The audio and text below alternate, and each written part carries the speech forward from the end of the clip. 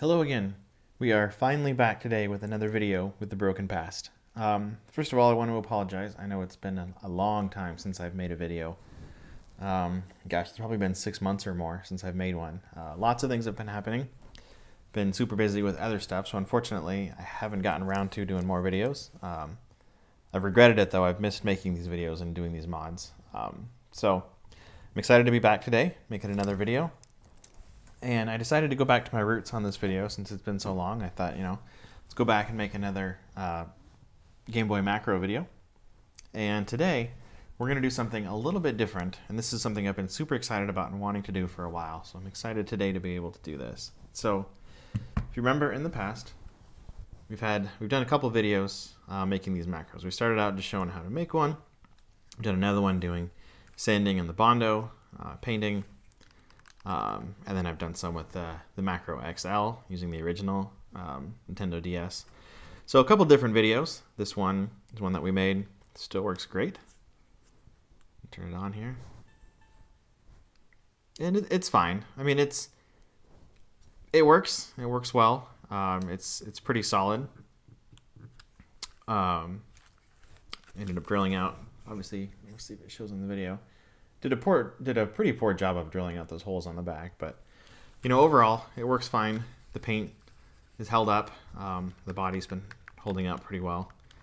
And it's an overall good product. But today we're going to do something a little bit different, and I actually have two boxes here, both from Boxy Pixel. Now, in the interest of full disclosure, I did pay for these with my own funds. This video is not sponsored. I did let him know that I was going to make a video with this product, but he didn't provide these for me. I paid for these out of my pocket because I've just been super excited to want to make one of these. So what we have, I'm not sure which is in what box here. Here we go. So today we have Boxy Pixel's aluminum macro faceplate. And so this, much better quality, obviously already finished material, I think is going to look a lot better than using the body and then painting it. Just overall, it's just a much nicer product. So we've got this, and the reason I have two boxes is because while I was in there, I forgot to order. Let's get all these out of the way here. Just get them off the table. I forgot to order. Here's a glass screen from him as well for another project. But I wanted to order the Gameboy macro glass screen lens for this as well. So forgot to order this on the first one. Had to make a second order. So waited a little bit longer for that. And that's just going to fit in there. Just nice like that. But I also had to make a third order. Unfortunately, not from Boxy Pixel. They've been out of stock for a while. So I found another seller on eBay, and I picked up a 2-pack of Nintendo Switch speakers. And these are supposed to fit perfectly in this cutout grill up here for better sound. So hopefully, well, that shows up on the video, but hopefully those will work well for this project. So I have the faceplate, the lens, and the speakers. But what I also need, and we have spacers. The lens also came with these spacers. So we're going to remove the digitizer and use these spacers. So he was kind enough to send these along with as well. But I do need a donor DS Lite to do this with. So looked in my stack. Ultimately, I'm not going to use the top screen, obviously, and I'm not going to be using the inside of this. But what I am going to need to do is use the bottom. And this is probably the cleanest bottom that I have out of all of the other ones that I've had. A lot of them are cracked and scratched. And I think the black will do pretty well as a contrast with the blue faceplate.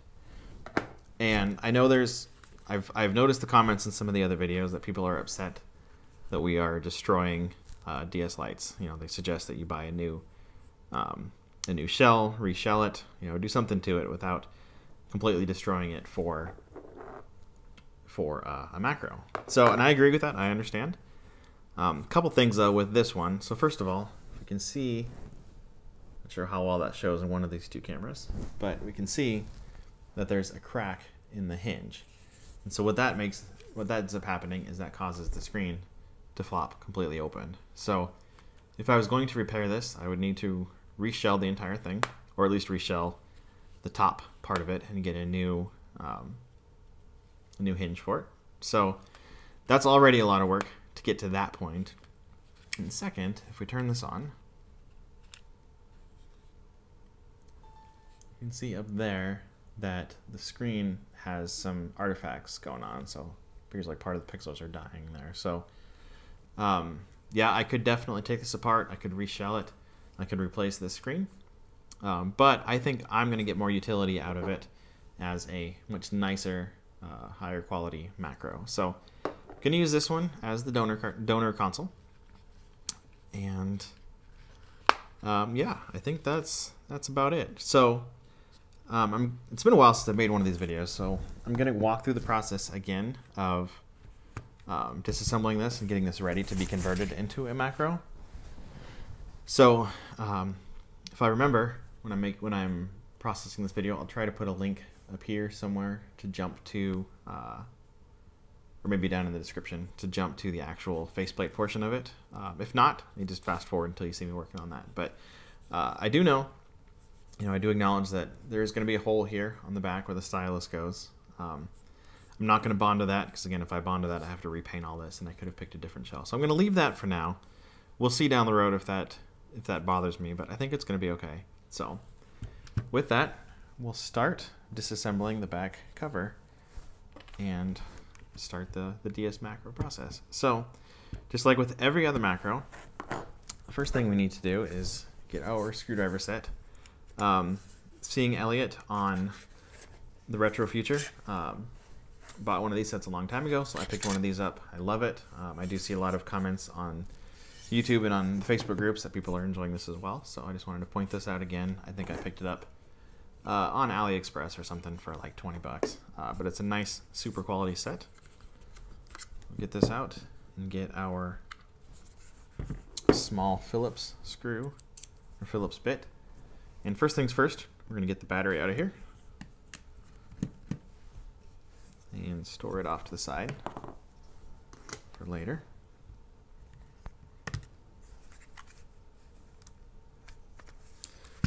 And we are going to have to pause in this video in a little bit because there's a ton of dust and fuzz and stuff in this shell. So I'm going to have to go wash this shell and make sure it's nice and clean and dry before we get any farther after disassembly. But we'll get to that here in a moment.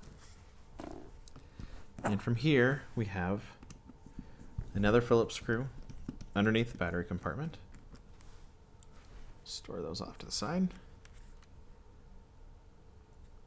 And we have and we have two Phillips that are underneath of these bumpers that I'm going to try to keep the bumpers in good quality because we're going to reuse those since we're not reshelling the console.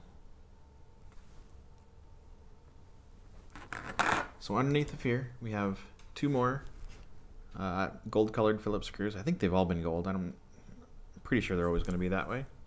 So two Phillips screws here we're going to take out.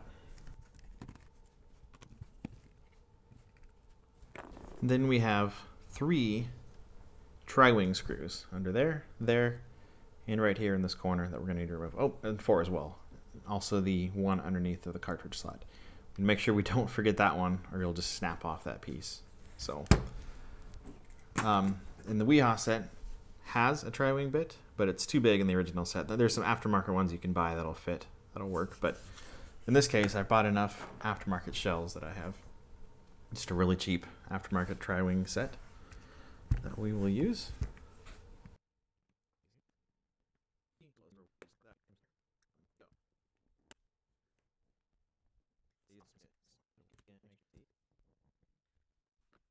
And then from there, the rest of this should come out. So there is a screw here, which we could take out now. I usually wait. That's one of a couple that are holding the motherboard in place. So let's hold off on that one.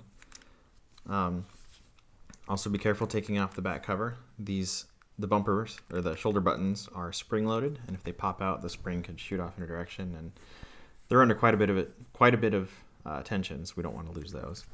So I usually just start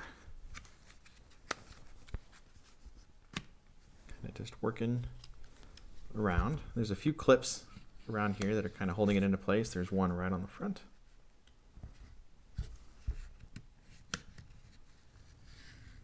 Make sure we got that out of there. It's going to come right off. So on the inside, it's not too dirty, but like I said, I'm going to take it apart, clean it, make sure you don't lose the volume slider or the power sliders when you're cleaning these. So I will sit that off to the side to clean. As I said, we're going to reuse this.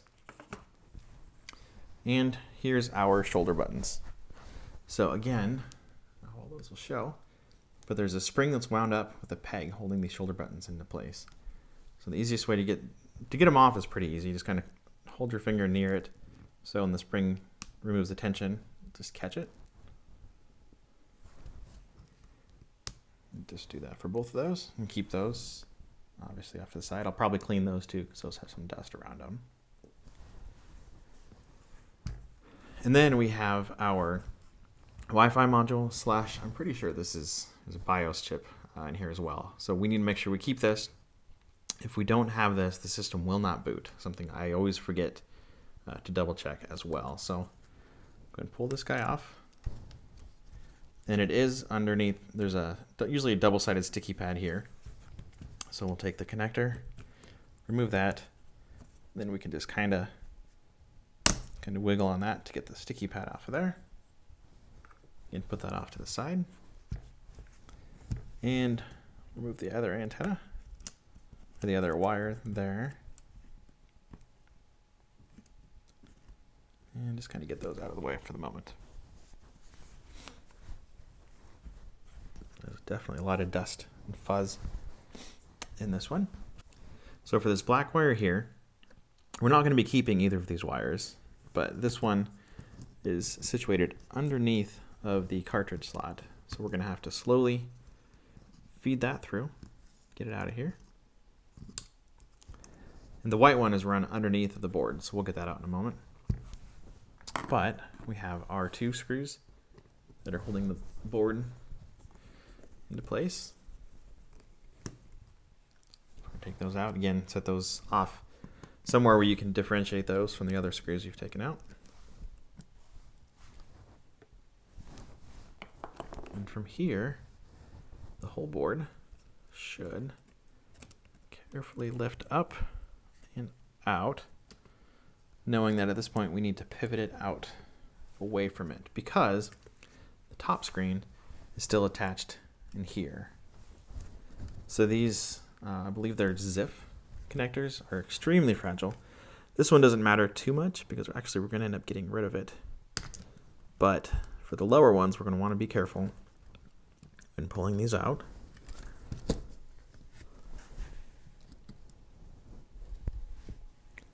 But it just slides up like that. I already popped that one open. And then the ribbon cable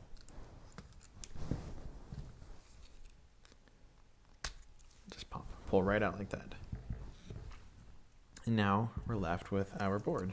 And all of this, oops, not all of this, most of this we're going to be able to keep for a different project. But what we want to save for this project are obviously our button membranes, which we are also going to wash those, and our buttons, which start and select buttons actually stuck to the membrane, so it's good. They're obviously super tiny, make sure you don't lose them, but if you're working on this project, you might have others, spare some other projects too. And then pull the rest of our buttons out and set everything off to the side for a bath here in a bit. So, a couple more things we need to do to get it ready to move into this case, which we can start to see how that's going to start looking. We're going to go ahead, we have two more ribbon connectors. We have the main one here, which drives the display, and we have this tiny secondary one here that is going to be for the digitizer. Now, if you are not using BoxyPixel's glass screen lens, you don't need to remove the digitizer. In our case, we are, which means we're going to have to remove the digitizer or it's going to sit up too high. So to do that, we're going to go ahead and just remove the whole display from the board, which this one is a little bit stuck to the board. Dust or something has gotten in there and made it stick. And pull that guy out of there. And we're left with our board. So we will get to this in a second. Now, this is not something I've had to do before, but I'm going to have to do it now on this one. See if I can figure out how this is supposed to work. So on these, you know, so the board is going to effectively sit in here like so. And if we can see it on the video, the board's going to sit in here. It's going to fall into place. The display in there. The issue we have is we can see here we're going to have the shoulder buttons here as well as the speaker. But we have an issue with clearance for the ribbon cable. So according to their instructions, they say just to cut the ribbon cable assembly out. I'm wondering if it's easy to cut it or if it's easier to try to desolder it, but I don't want to mess with the button on the side. So I'm gonna have to look into that. I may see if I can cut it and then desolder all the pins after that. But before I do that, I'm going to pause and I'm going to go clean all of these pieces and start letting them dry, so they'll be dry by the time we're ready to begin reassembly. So I will be right back. Okay, so I went ahead and cleaned all of the parts. They're currently drying at the moment, so while they're drying, I'm going to go back to tackling this. So I didn't record it. Didn't do it on camera, but I was able to get the, that's in focus, able to get the LCD display connector off of there. So what I ended up doing was, I'm not sure, this is probably not going to show up at all on video. You can see how it's kind of bent. So what I ended up doing was I just took a pair of flush cutters that I had and basically just worked my way up and down one side, cutting a little bit, cutting that, kind of bending it up and keep cutting. Once you got it started, it really wasn't too bad to get it off. It was a bit intimidating, I guess. At first I was afraid I was gonna break something on the board or risk, you know, bending that or doing something, but ended up getting it. Wasn't that big a deal. So now I have my soldering iron heating up, as well as a handful of solder to do a couple things to the board that we're going to need to do. So first things first, I'm going to go through and just clean up any leftover solder or metal pieces on this board. I just don't want to leave any traces of wire from that connector on the board to potentially move around, short something out. I don't think there's anything left on there, so that's good. Actually, I suppose while I have a moment before I do anything else, I want to clean, just clean the contact points on the board. I did notice when I tested out the console, some of the buttons were a little hard to press, which is usually a combination of the dirty pads as well as potentially just dirty contact points. So I've just got some, it's off camera, you can't see it, but just some basic 99% isopropyl alcohol.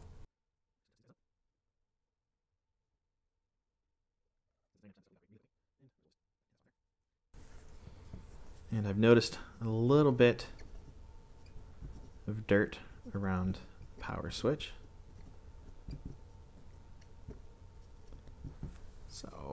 see a little bit of, it's not going to show up, but a little bit of stuff coming off of there. You know, and this step is optional. It's just as far as you want to take it to clean this stuff up.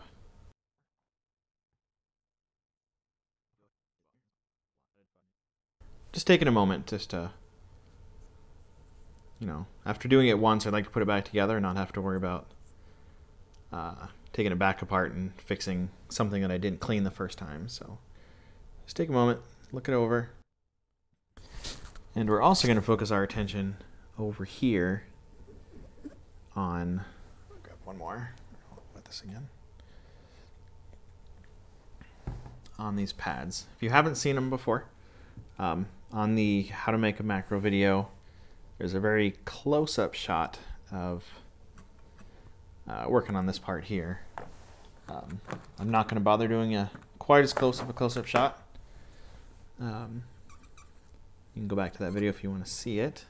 But basically, we have, let's see if this gets in there. We've got an LED A2, an LED C2. We are going to attach a 330 ohm 0805 resistor to that. And what that's going to do is that's going to trick the console into thinking that the upper screen is still attached. If there's not a screen attached, or if there's not a resistor attached across there, it'll try to boot, and then it'll flash, and it'll turn off. So it's also something to look at if you're repairing a DS or DS Lite and you're not doing a macro, and you disassemble it or do a shell swap, and it doesn't boot. It's likely because either this ribbon cable or this ribbon cable was loose. So something as a symptom, I guess, to look for in that. But in our case, we're just doing it to trick it into thinking that there's a display attached up top. So clean that off, make sure that's good to go.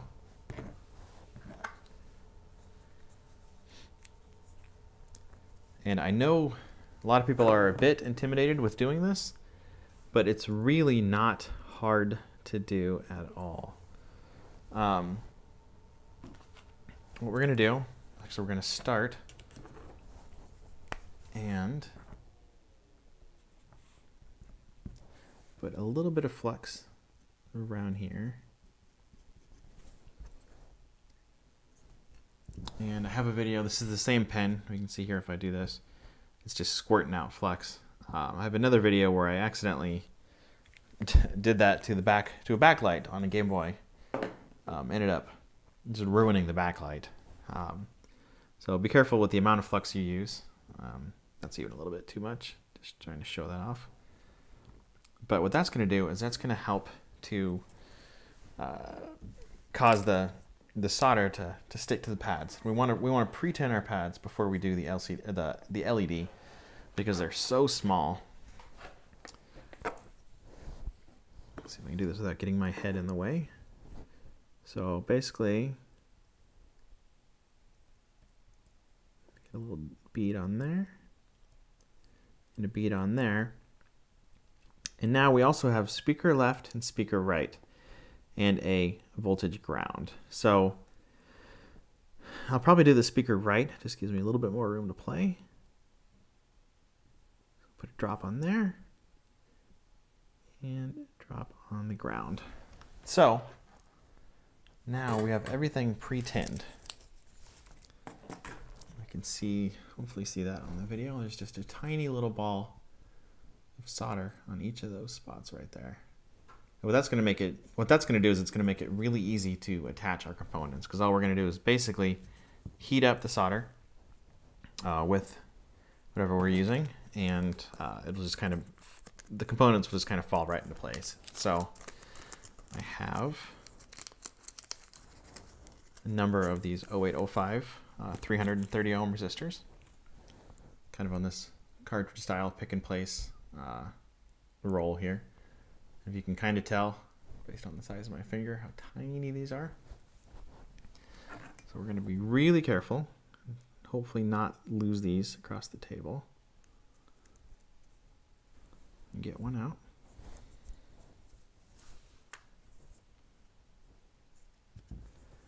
And then basically, again, very carefully get it into position. Hopefully this is going to show on the video. Take our soldering iron. You can use a much finer tip on your soldering iron too. I've done this enough. It's not too bad using this one. This obviously is a much bigger tip than what you normally need, but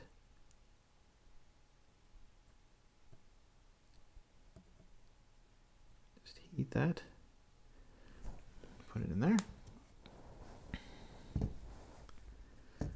put this around, and we'll do the same on that side. Give it a quick look. I think it's okay. Now, we're also going to do our speakers, or one speaker. In my case, I'm just going to use one speaker. I don't play it terribly loud or need a lot of sound. So one is fine. If you want to do two, you can certainly still do two. Put one on the front and probably one in the back, potentially on this side, just to get additional sound. But I am okay with just having one.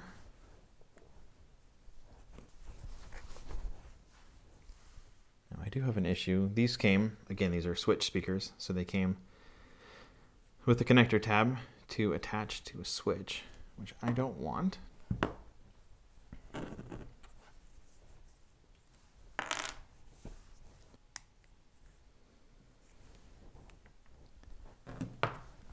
And now we're left with two bare wires. I could probably make do with trying to melt the insulation around the speaker wire to be able to make a connection to the board, but I'm going to go ahead and just use a small X-Acto knife and just try to get a little bit of that insulation off. Okay. Once we have that off, twist some of the loose wiring back together, and we are ready to solder this. And since we've pre-tinned this is going to be the easy part. So something to keep in mind, red for positive, black for negative on speakers. In my case, when I just have one speaker, it's not a big deal. I can switch it that way or the other way and it's not going to matter. If you're going to use two speakers, it's best to make sure that you properly attach them both red to positive. Otherwise, you'll have sound cancellation with one speaker running the inverse of the other one. So just keep that in mind. You know, I'm doing one, so it doesn't matter, but I will still probably just make sure I do it just so it makes sense. These are a lot more fine than I'm used to. Okay. Put that off to the side. Now we're going to turn our attention to our screen that we're going to save and the digitizer. Now, this is pretty easy. Not sure how well it's going to show. The digitizer just sits up on top. The digitizer, I'm not 100% certain like the exact technology, but it's basically, you've got this surround here, which is just going to be decorative. Then you've got, I think, two layers of conductive sheeting underneath of it that are sandwiched together. And when you draw on it, it determines the XY coordinates based on pressure and conductivity. It knows where you're drawing. So replacing these is really hard. If we were to take one of these, if I had to replace the underlying screen, I'd likely end up breaking the digitizer in the process because of that conductivity between the two pads gets messed up when you pull it off. But in our case, since we're not going to reuse it, I'll probably try to save it and reuse it later, but it's not quite as critical. You can use a spudger if you'd like. In my case, I'm not going to worry too much. I'm just going to pull it off. Just work your way around it. It's obviously held to the screen with double-sided adhesive below it.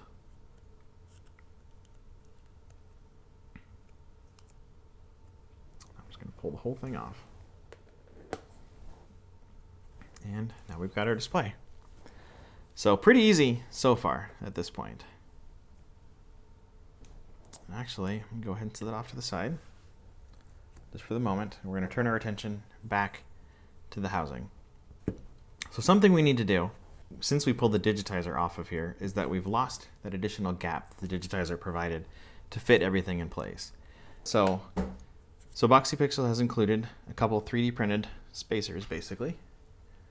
It's probably going to be really small and not show up in focus, but there is a thicker side and a thinner side. And what we need to do is put the thinner side pointing towards what the screen is going to sit on.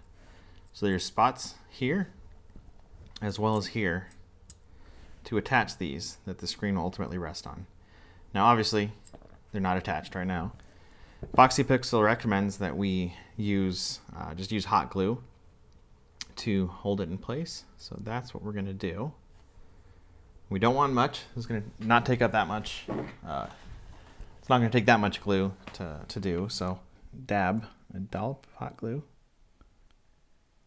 right there. Again, not much. We don't want to fill up too much space with it.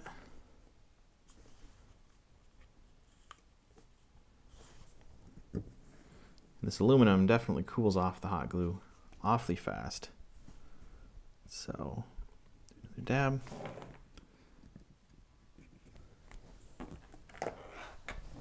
And we're good to go. Clean up the little hot glue strands here. At this point, we are practically ready for reassembly.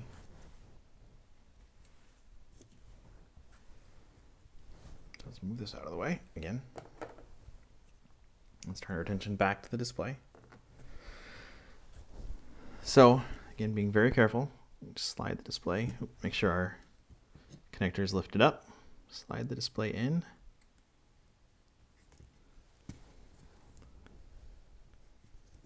And this is another possible point where you'll run into issues when you try to boot it up if the ribbon cable is not fully seated into the connector.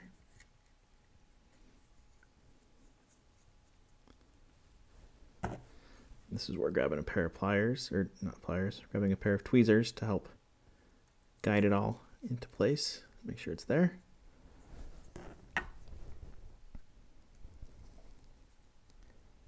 Flip the connector back down.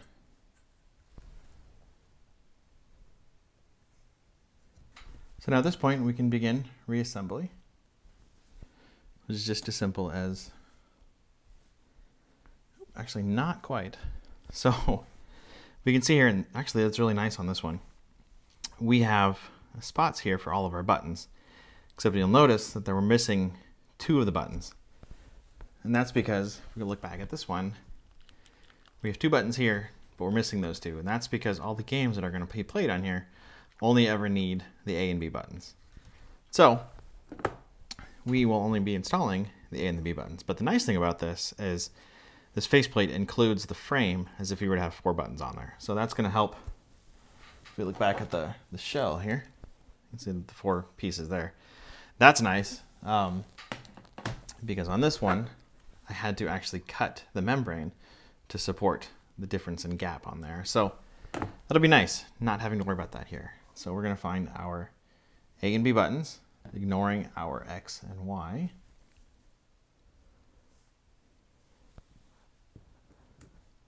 And those will fall into place. And here's our B button. Drop those in, as well as our start and select. And then our membranes, as I said, these will work great because the whole frame is there. And the membrane for the D-pad, and the membrane for the start and select. And then this whole thing drops into place. Now, again, be careful with the display because since we no longer have a digitizer, we no longer have any connection holding it here. So if we flip it over, it's just going to kind of flop around. So we need to be careful with that, as well as our speaker. So let's see here. Let's set that down in there. Kind of.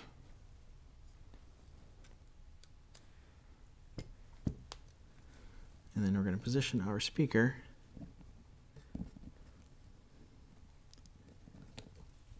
not sure how the speaker is supposed to actually sit in here. maybe sideways, like that.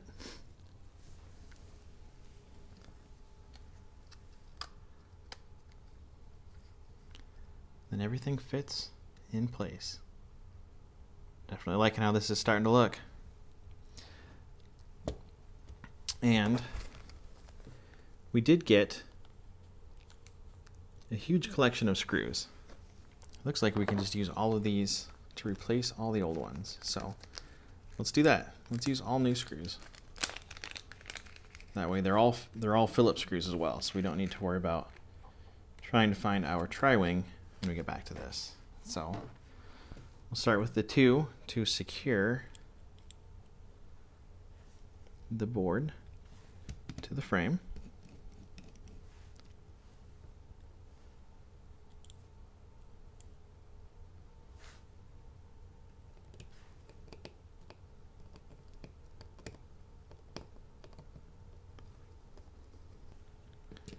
Go back and tighten this one up.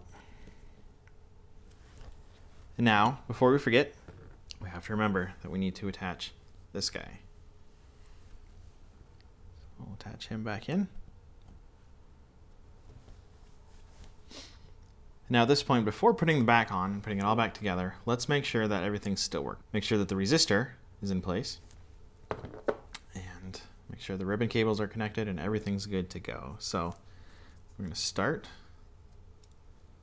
by, cross our fingers.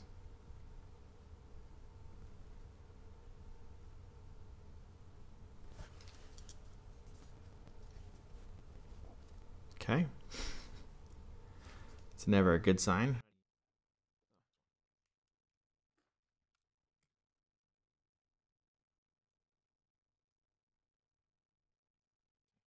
So, troubleshooting time. What is happening?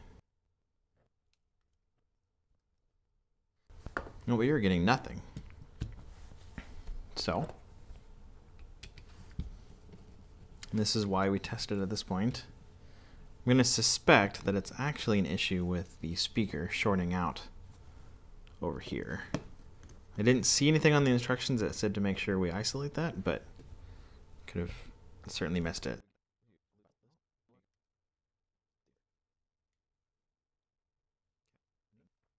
The curse of the video camera.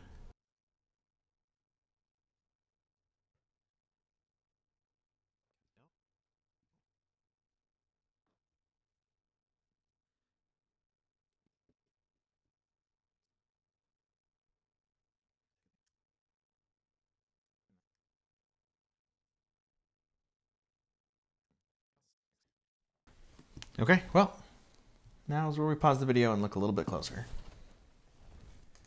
Okay, so after much trial and error, I think I finally figured out what the problem was. It ended up being centered around the upper LCD ribbon connector. I'm not sure what happened. I think there might have been a glob of solder or something that was bridging some of the pins. Ultimately, it ended up being a short or something on that cable. So what I'm going to do, I'm going to throw some electric tape over that just to insulate it. And I'm going to tape this down as well to keep that from hopefully popping back off one more time. And then we'll start putting it back together again. And I think we should be good to go. And all the pieces look like they're pretty dry. The inside of this one didn't turn out, the inside of the back plate, I apparently didn't do a very good job scrubbing it, but whatever, it's going to be the inside, I don't care. And then I'm going to take a little bit of electric tape and use that to insulate between the speaker and that ribbon connector.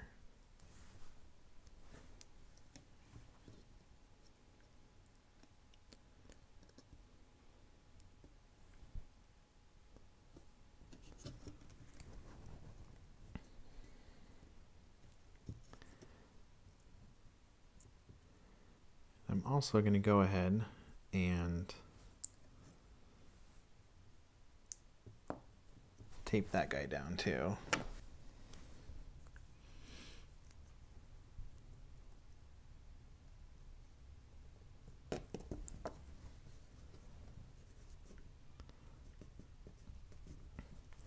Hopefully to just hold it in there a little bit better.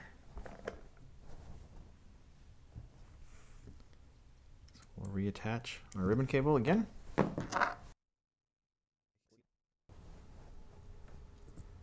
And begin the process of reattaching to the faceplate.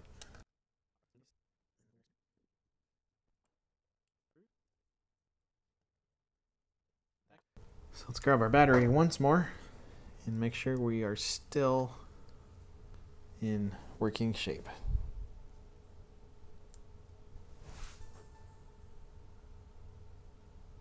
There we go. So that's great news.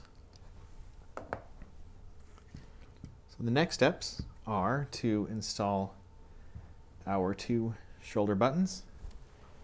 So these have been washed, scrubbed, and cleaned. So these are going to sit again in here.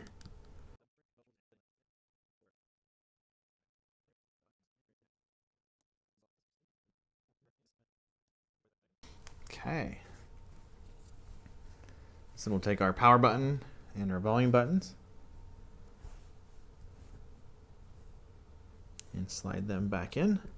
Now, one key thing to keep in mind is that we need to know where the slider button is in regards to where the slider cover is on the back cover. So I usually bring it out all the way to the side and put this all the way to the left, so I know when I flip it over that everything should stay locked in and it should fall down in place. Otherwise you risk breaking either the clip or the power button or the volume button or anything like that. So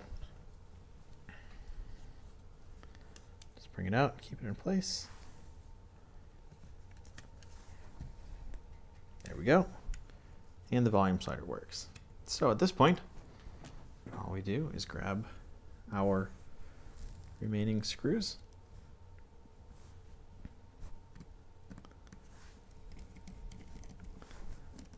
and finish it up. And apologies for losing or not realizing that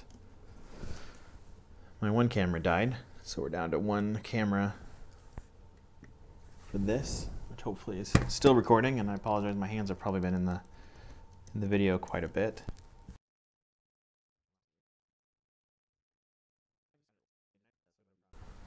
So let's check it out. Shoulder buttons are working. Everything looks great. Let's go ahead and just drop the battery and let's just make sure that it is actually still working. Let's grab the other battery that it came with.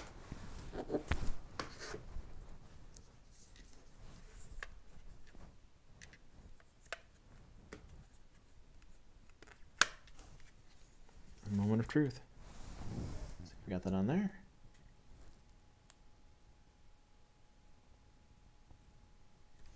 The volume's down.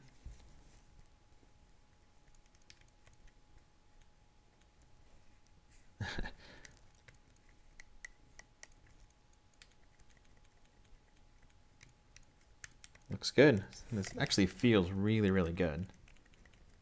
So I am going to shut it off, do the last little bit here. So we know it's working, everything fits well. Let's give it a good clean.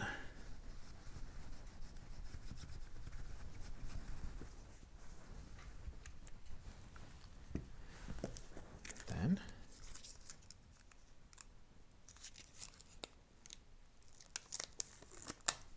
while trying to avoid touching the glass,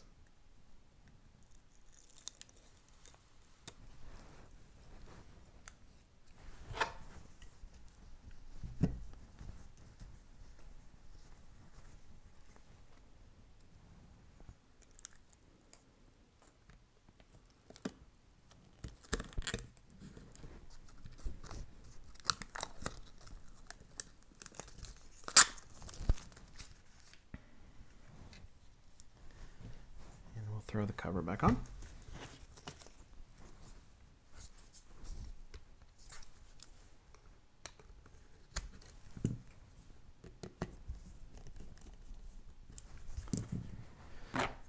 And our 2 bumpers.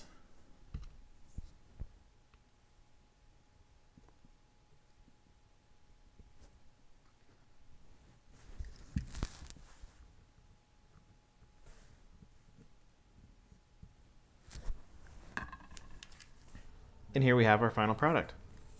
So if I compare this to the Gameboy macro that I did, painted, bondoed, all that good stuff. I mean, this one looks okay. It works well. This one, I mean, obviously with the machined aluminum, looks much better than this. Another big difference is this one still has the digitizer on it, so it's got that bump in it that this one clearly does not, because we removed the digitizer, and it doesn't have the heft to it. You know, it's plastic versus the aluminum. So this just feels really good to hold on to, and as well as the speaker on the front versus the tiny holes for mine. Just overall feels like a much more premium product. So I think I've showed this before in another video. Pokemon something or other in Japanese. I'm not sure which this one is, but the color matches the rest of the case. So let's just put it in and try it out.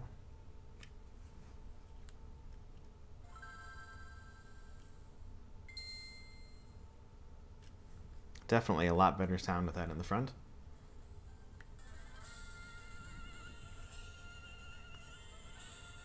Turn that down. Yeah, this just feels like a great product. It fits really well in the hand. Again, comparing that to this one's okay because it's obviously the form factor of the DS Lite, but with this, with everything flat and the flushness of that, it just feels really good. And the battery is actually bad on this one. I need to get that replaced. So cleaning there's a little bit of a weird play on here, but that might just be me.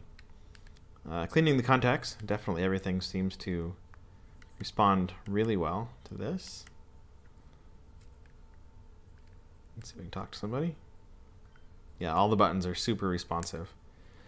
So yeah, overall, definitely happy with this. Definitely worth the money. I will make sure to leave some links in the description to BoxyPixel's, the aluminum faceplate, as well as the glass screen lens, and their speaker as well. Hopefully, if you're going to look at doing this product or doing this project yourself, hopefully he's got the speakers in place. Otherwise, if not, I mean, I picked up a set of them on eBay for pretty cheap. So a little bit of looking, you'll find those pretty easy. But yeah, I guess thanks again for watching. Again, sorry it's been so long. Been busy, lots of things have happened. Life's just cropped up and I haven't had a chance to get back to here, which is really disappointing because I've been enjoying doing these videos. So if there's any aftermarket products that you want to see, videos you want done, you know, whatever, leave a comment down below. Let me know what you want to see. Let me know what you're interested in, what kind of videos you like. Love to keep making more. I know kind of the macro has sort of been the popular part of my channel, but there's only so much you can do with these. So love to branch out and do things like the Freckle Shack, I think it's displays, and the other backlight mods and any of that kind of stuff. So let me know what you're interested in, and I will be happy to do them. Hopefully not in 6 months like it was for this video. So thanks again for watching, and I will see you next time. Thanks a lot, and bye-bye.